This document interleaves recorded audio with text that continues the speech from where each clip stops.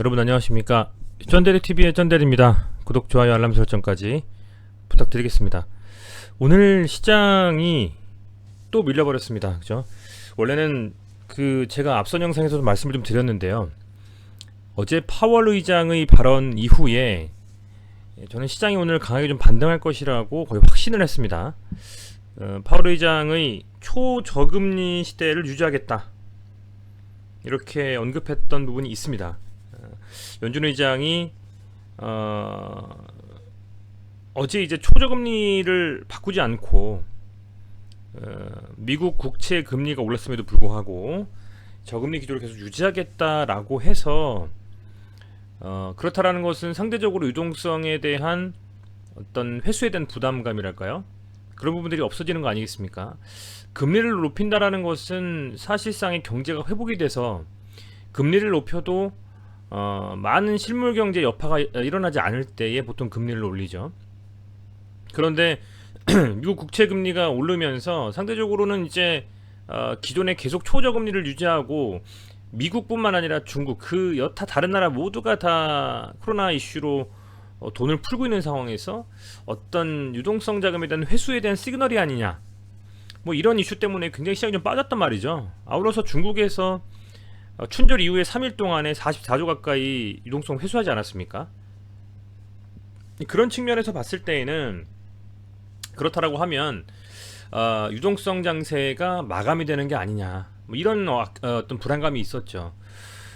그런데 그런 상황에서 파월 의장의 한마디가 소위 말하는 우리 국내에 있는 이 동학개미 투자자들이 희망의 한마디가 됐었습니다, 어제. 그래서 투자금리를 안 바꾼다. 그런데 오늘 오전장에 잘 가다가 홍콩에서 또 악재라면 악재가 또 나왔습니다. 홍콩에서 뭘 얘기했느냐면 증권 거래세죠. 홍콩의 인지세라고 뭐 표현이 돼 있던데요. 인지세를 0.1%에서 0.13%로 상승을 시키면서 홍콩 정부가 이제 재정 적자, 그러니까 이제 코로나가 워낙 심하니까요. 어느 나라나 다 적자가 아니겠습니까? 세부적인 어떤 홍콩의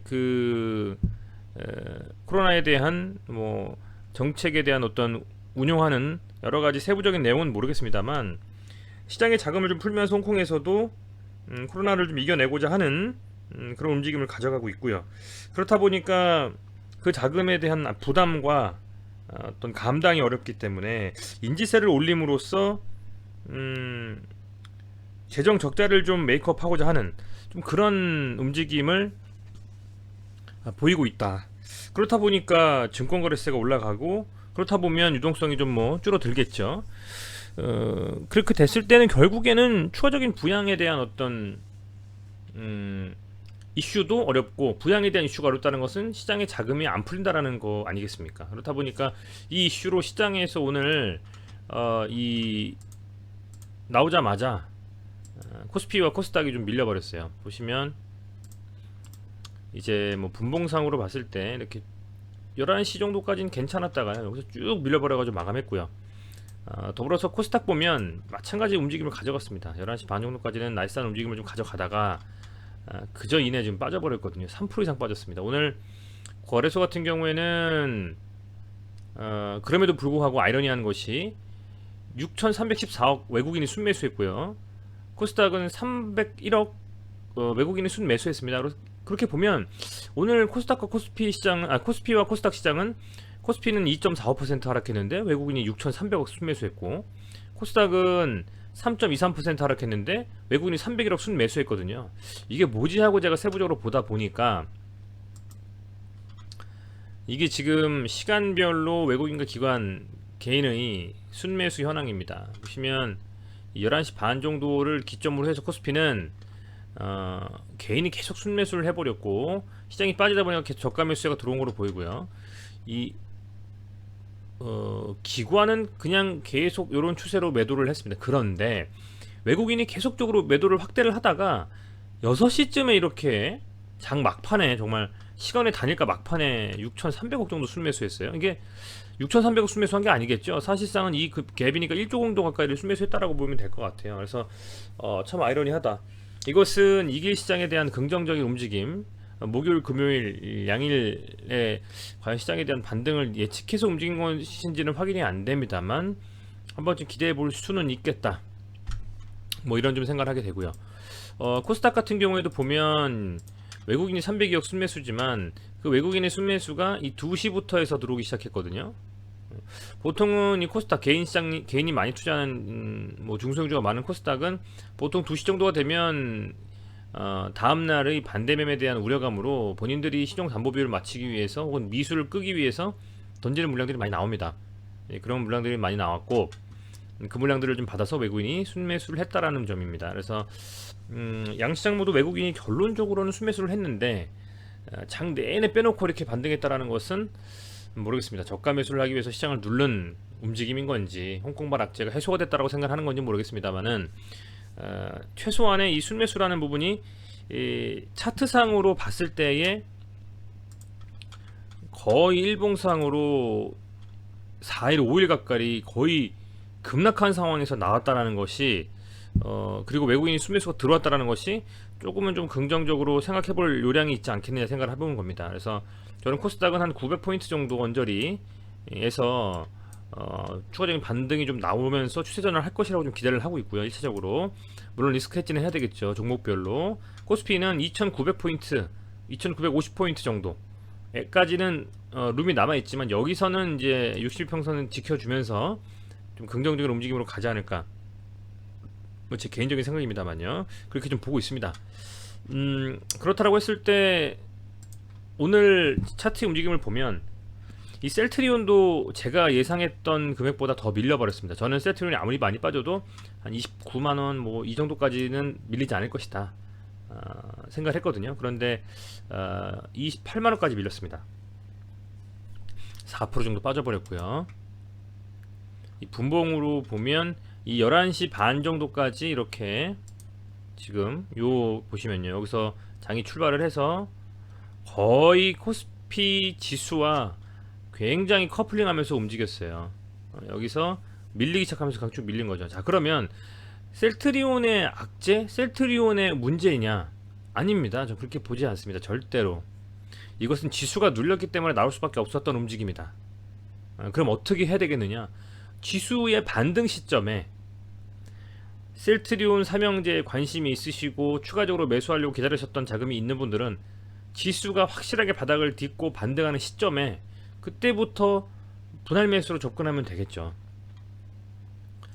지금 이렇게 지수가 빠지는 걸 5일 가까이 하고 오늘 음봉을 길게 빼면서 마감했는데 오늘 신용에 대한 이슈가 없고 하신 분들이 굳이 매도할 필요는 저는 없다고 봅니다. 물론 비중에 대한 조절은 개개인의 어떤 통찰력을 가지고 나름의 플랜을 가지고 움직이는 부분이기 때문에 그것에 대해서 어느 누구도 조언해드리거나 할 수 있는 부분은 없죠. 그렇지만 오늘같이 시장이 한번 쫙 밀어버리는 상황에서 그리고 장막판에는 외인들이 양시장 모두 합이 6,600억 가까이 순매수가 들어오는 상황에서 굳이 던질 이유는 없었다 이렇게 판단하고 있습니다. 이미 던지려고 했으면 좀 더 전에 던졌어야죠. 그렇게 보고 있고요. 그리고 오늘 이 상황에서 어쨌든 이 위기가 더 진행될 것이냐 하는 부분은 내일 뚜껑을 열어봐야 알겠습니다만 지수가 상당히 많이 빠진 상태에서 더 밀리기보다는 서서히 종목별로 이제는 반등하는 종목이 나오면서 지수가 바닥을 좀 다지지 않을까. 앞서 말씀드린 900포인트 그리고 2,900포인트 정도 그리고 코스닥은 900포인트 정도 수준에서 이 하락을 좀 멈추지 않을까 좀 생각이 되는데요. 한번 지켜봐야 되겠습니다. 셀트리온의 오늘 하락, 최근의 하락은 특히 요 며칠간은 지수가 빠지면서 밀릴 수밖에 없었던 움직임이기 때문에 조금 아쉽습니다만 지금은 정말 조심스럽게 접근을 하고 실제로 이제 반등이 나오는 시점에서 어떤 판단을 할 수가 있지 않을까 이렇게 좀 판단하고 있습니다. 지금 장 막판에 가면 갈수록 지수가 빠지면서 그냥 밀려버렸기 때문에요. 오늘의 매동을 보면 그럼에도 불구하고 외국인과 기관은 합의 500억 순매수했습니다. 아마도 오늘부터 서서히 이틀 3일간 상간으로 매도세가 멈춰지면서 추세적인 어떤 하방에 대한 어떤 경직성이 나올 것이다 이렇게 좀 생각한 것 같고요. 사실상에 뭐 연기금이 다 계속 팔고 있는데 연기금이 없었다면 기관도 거의 한 180억 정도 순매수를 했다라고 볼 수 있겠죠. 그죠? 그래서 매동은 개선이 되고 있다. 충분히 빠졌다는 거에는 이견이 없는 것 같다. 이렇게 좀 말씀을 드리겠습니다. 자, 제약입니다. 지금 뭐 여러 가지 미디어를 통해 나온 어떤 긍정적인 시밀러 뭐 코로나 치료제 뭐 여러 가지 그런 이슈는 시장에서 먹히지 않은 것 같아요. 왜? 지수가 빠져버리면 뭐 어떤 그 이상의 것도 영향을 긍정적으로 줄 수는 없죠. 그렇기 때문에 지금 제가 오늘 기사는 홍콩발 이슈에 대한 설명만 드렸습니다. 자, 제약도 오늘 제가 예상해서 이 정도까지는 안 빠질 것이다 고 생각했던 15만 3천원 정도를 깨고 14만 6천원까지 빠졌어요. 여기가 거의 아직은 물론 이 캔들의 하단까지는 남아 있습니다만 예상보다 많이 빠졌습니다. 제가 생각했던 것보다는. 그럼에도 외국인이 6일이라는 시간 동안에 순매수를 많이 하고 있어요. 제약이 오늘은 무려 150억 가까이 순매수했습니다. 외국인이. 사실 저도 이 상황이라면 자금이 있다면 서서히 이제 분할 매수로 접근해야 되겠다라는 생각이 들 정도의 시점입니다. 제약 같은 경우에는. 그리고 셀트리온 헬스케어는 아시겠지만 연기금이 계속 샀었기 때문에 다시 보겠습니다만은, 그래서 이제는 너무 많이 빠졌다. 고점 대비해서 40%입니다. 보통 고점 대비 40%는 반등 나와요. 보통 많이 빠졌다. 그거에는 어느 누구 하나 이견될 것이 없다. 이렇게 좀 말씀을 드리면서, 최악의 상황 14만원까지 밀릴 수도 있겠죠. 최악의 상황. 그렇지만 만약에 그렇게 빠진다면 그때는 정말 매수 시점이다. 저는 이렇게 보고 있습니다. 그래서 그런 부분들 좀 감안하셔가지고 여러분들 투자하시는 데에 나름대로 계획을 세우실 때에 아마 조금 참고하시면 좋으실 것 같고요. 헬스케어는요, 여러분들 지금 122평선을 좀 터치를 했거든요. 오늘도 사실은 뭐 13만원 정도까지 저는 봤는데 여기가 깨져버리면서 많이 지금 눌렸는데, 어느 시점에서 반등한다는 걸 예측하는 건 좀 어려울 것 같아요. 그렇지만 지수가 어떻게 되는지를 계속 좀 살피면서, 지수가 아마 반등하면 대부분의 종목들이 빠르게 아래 꼬리 달고 올라가는 혹은 뭐 양봉을 만드는 움직임이 될 가능성이 매우 높습니다. 그게 헬스케어도 별반 다르지 않을 거라고 보고 있고요. 연기금은 여전히 오늘도 어쨌든 10억 정도 순매수를 했죠. 외국인은 최근에 며칠간 이 헬스케어, 셀트리온, 제약 모두 담고 있습니다. 헬스케어는 280억 순매수했어요. 280억. 충분히 많이 눌렸다라는 것에 이견이 없다. 호재로 나올 것은 많고, 그죠? 예전에 이 셀트리온 삼형제도 그렇고요. 많은 종목들이 항상 이렇게 많이 눌렸을 때에, 그런 때에 잡기가 좀 어렵죠. 그런데 그런 때가 기회가 될 수 있습니다. 항상 그렇습니다. 종목이라는 것이 지금 많이 눌렸지만 당장 어떤 매수에 대한 움직임을 말씀을 드리는 것은 아니고요. 지수에 대한 어떤 반등이 좀 나오면서 그런 것들이 시장에서 서서히 조심스럽게 뭐랄까요, 이제 추가적인 어떤 하락보다는 많이 빠졌다. 그리고 악재에 대한 부분들, 홍콩, 중국, 미국에 대한 악재들이 좀 해소가 되고 있는 것 같다라는 게 시장에서 중론이 됐을 때, 그때라고 하면 시장도 자연스럽게 반등이 나올 겁니다.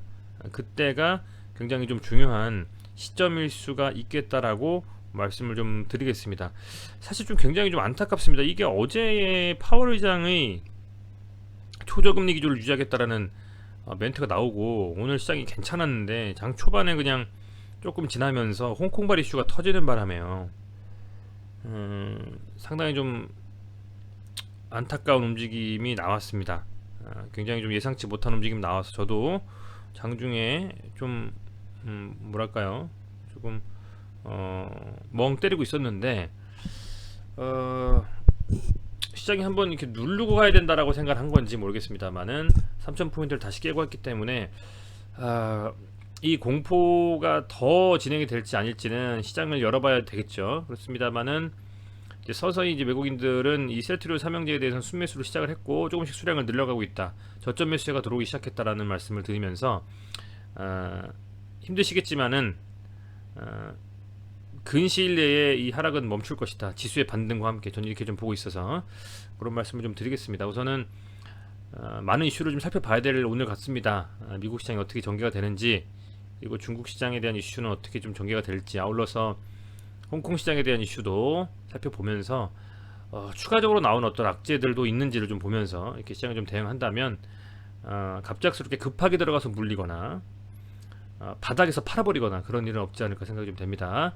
여러분들께 좀 도움되는 영상을 좀 만들 수 있도록 노력을 하고 있는데 사실은 이 지수, 시장 환경을 예측한다는 것이 참 어려운 것 같습니다. 그래서 개인 종목, 개별 종목 투자보다는 이 시장의 움직임을 뭐 판단하는 선물 옵션 이런 부분들이 되게 어려운 게 아닌가 생각이 좀 되고요. 그럼에도 불구하고 시장에서 살아남는 방법은 리스크 해지를 하면서 시장이 반등하면서 수익을 줄 때까지 잘 버티는 것. 그게 진짜 승자가 아닌가 생각이 좀 됩니다. 네, 많이 좀 힘드셨겠지만은 힘내시고요. 오늘 시장도 고생 많으셨고 내일 시장 부디 강하게 좀 반등하면서 여러분들 계좌가 조금 손실폭을 줄이는 그런 하루가 됐으면 하고 기도해 보겠습니다. 감사합니다.